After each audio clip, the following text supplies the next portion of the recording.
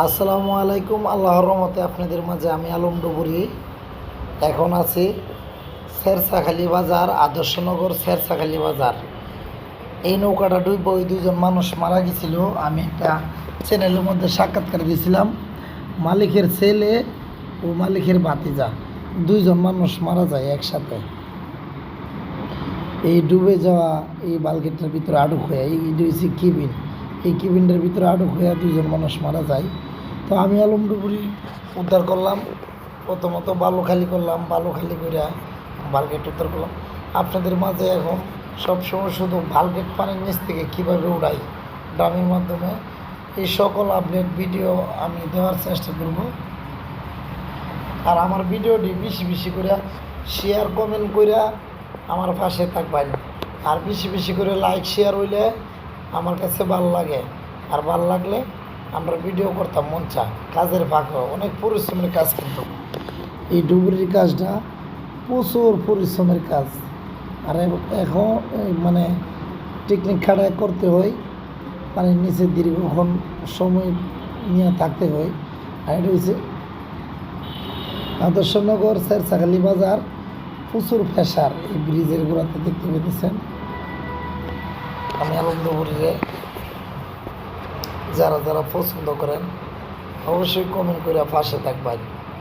আর আমরা নিত্য নিত্য সুন্দর সুন্দর ভিডিও দেওয়ার চেষ্টা করব।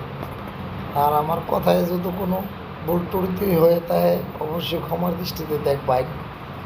আর মনোযোগ শহরে দেখবেন, লাইক শেয়ার ও সাবস্ক্রাইব করবেন।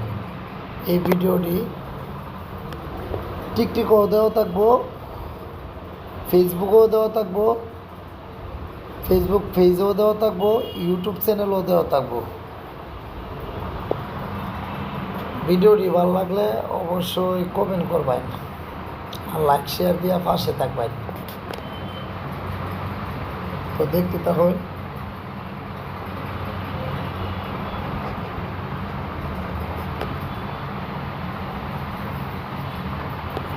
ডিসি বলগেটের সামনের অংশটা অনেকগুলো ড্রাম আমাদের বাঁধতে হয়েছে, দেখতে পেতেছেন।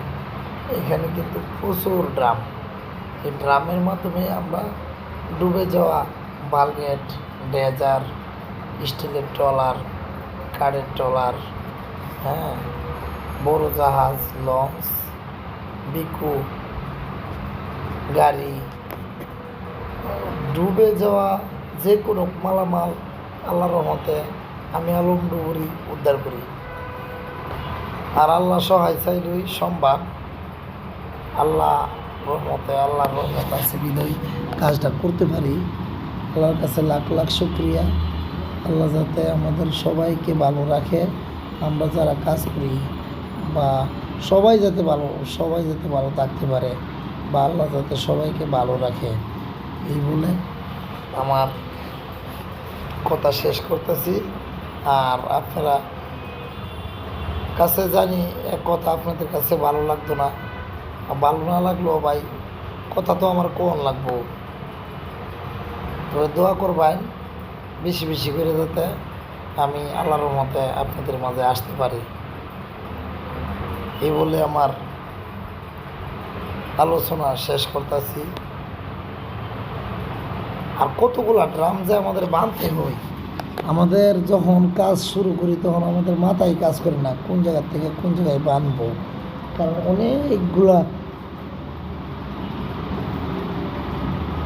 ড্রাম বাঁধার পরে কিন্তু পানির নিচ থেকে বাইসা ওঠে। আর এটা আমাদের যেখানে কাজ করতেছি এখানে সারা এলাকার লোক লাগাইলো, তাই না আমরা কিছুই করতে পারবো না। আমরা টানলে হয় যেখানে বাঁধবো এটা সিরা হিসাব করবো, অ্যাঙ্গেল বিকে দেবো, হয় নৌকা পাইঙ্গা দেবো, একটা কিছু হয়ে যাবে।